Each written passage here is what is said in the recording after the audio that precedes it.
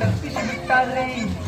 ಆಳಂದ ತಾಲೂಕಿನ ಕಡಗಂಜಿ ಸೀಮ್ಯಾಗ ಕೇಂದ್ರೀಯ ವಿಶ್ವವಿದ್ಯಾಲಯ ಕೆ ಪಾಟೀಲ್ ಸರ್ ಅವರಿಗೆ ಹಾಗೂ ನಮ್ಮೆಲ್ಲ ಪಕ್ಷದ ಮುಖಂಡರಿಗೂ ಕಾರ್ಯಕರ್ತರಿಗೂ ಗ್ರಾಮಸ್ಥರಿಗೂ ಎಲ್ಲರಿಗೂ ನನ್ನ ನಮಸ್ಕಾರಗಳು.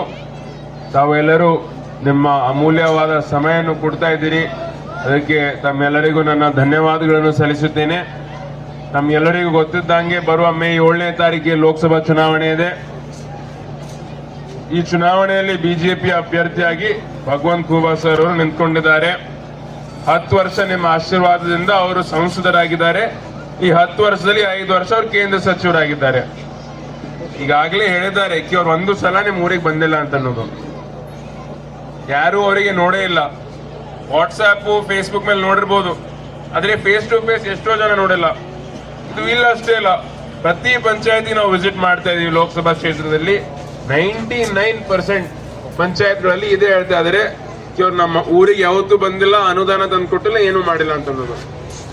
ಅದರಲ್ಲಿ ಯಾವ್ಯಾವ ಊರಿಗೆ ಹೋಗ್ಯಾರ ಆ ಊರಲ್ಲಿ ಅವ್ರಿಗೆ ಇನ್ನೂ ಜಾಸ್ತಿ ಅವ್ರಿಗೆ ನೆಗೆಟಿವ್ ಇದೆ.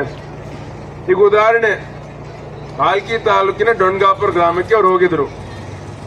ಅಲ್ಲಿ ಒಬ್ಬ ರೈತರು ಕೇಳಿದ್ರು, ಒಬ್ಬ ರೈತ ಏನಂತ ಕೇಳಿದ್ರು ಅಂತ, ನಮ್ಮ ಊರಿನಲ್ಲಿ ಕರೆಂಟಿನ ಸಮಸ್ಯೆ ಇದೆ, ನಮ್ಗೆ ಬೆಳಗ್ಗೆ 3 ಗಂಟೆಗೆ ಕರೆಂಟ್ ಸಿಗ್ತಾ ಇದೆ, ತಾವು ದಯವಿಟ್ಟು 6 ಗಂಟೆಗೆ ಮಾಡಿಸ್ಕೊಡ್ರಿ, ನಮ್ಗೆ ಸಮಸ್ಯೆ ಆಗ್ತಾ ಇದೆ ಅಂತ ಕೇಳಿದಾಗ ಅವ್ರ ಉತ್ತರ ಏನು ಅಂತಂದ್ರೆ, ನಮ್ ಕಾರಿನ ಡಿಕ್ಕಿಯಲ್ಲಿ ಕರೆಂಟ್ ಅದ ನೋಡ್ರಿ, ಹೋಗಿ ತಗೋ ಅಂತಂದ್ರು. ಈ ರೀತಿ ಅವ್ರು ಉತ್ತರ ಕೊಡ್ತಾ ಇದ್ದಾರೆ.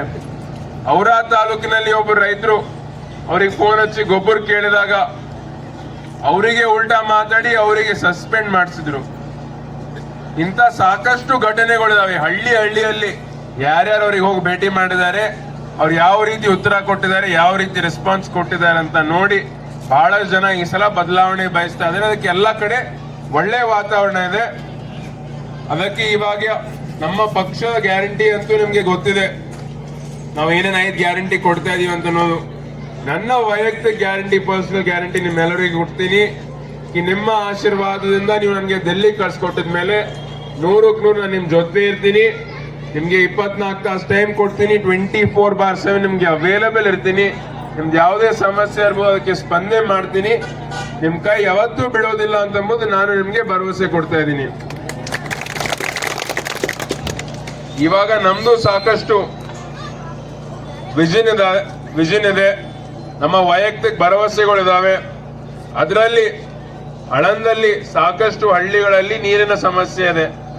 ಅದಕ್ಕಾಗಿ ನಮ್ಮ ಫಸ್ಟ್ ಏನ್ ಭರವಸೆ ಇದೆ ಅಂತಂದ್ರೆ, ನಾವು ಕೇಂದ್ರದಿಂದ ಒಂದು ಒಳ್ಳೆ ಯೋಜನೆ, ರಾಜ್ಯದಿಂದ ಅನುದಾನ ತಂದು ಆಳಂದಲ್ಲಿರುವ ನೀರಿನ ಸಮಸ್ಯೆ ದೂರ ಮಾಡುವುದಕ್ಕೆ ನಾವು ಎಲ್ಲ ಪ್ರಯತ್ನ ಮಾಡಿ, ಪ್ರಾಮಾಣಿಕ ಪ್ರಯತ್ನ ಮಾಡಿ, ಕೆರೆಗಳಿಗೆ ತುಂಬಿಸುವ ಕೆಲಸ ಇರ್ಬೋದು, ಹಳ್ಳಿಗೆ ಮನೆಗೆ ನೀರು ಕೊಡುವ ಕೆಲಸ ಇರ್ಬೋದು, ಇವೆಲ್ಲ ನಾವು ನಿಮ್ಗೋಸ್ಕರ ಮಾಡಿ ನಾವು ನಿಮ್ಮ ನೀರಿನ ಸಮಸ್ಯೆ ನಾವು ದೂರ ಮಾಡ್ತೀವಿ ಅಂತಂಬುದು ನಾನು ನಿಮ್ಗೆ ಭರವಸೆ ಕೊಡ್ತಾ ಇದ್ದೀನಿ.